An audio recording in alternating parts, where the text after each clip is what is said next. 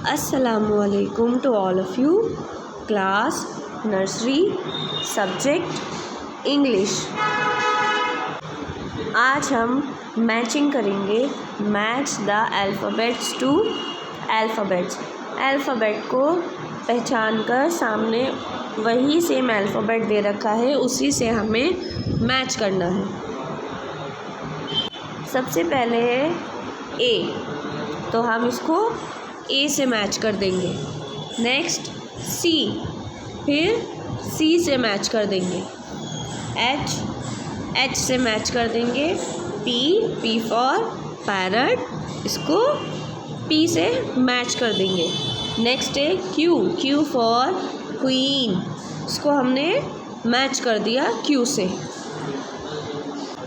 Next क्या है बच्चों, ये टी फॉर टाइगर, इसको हम टी से ही मैच कर देंगे.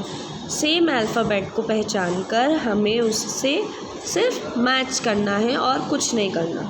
नेक्स्ट है हमारा जी फॉर ग्रैप्स, इसको हमने सेम अल्फ़ाबेट से मैच कर दिया. नेक्स्ट है जेड को जेड से मैच कर दिया. और लास्ट है यू को यू से मैच कर दिया.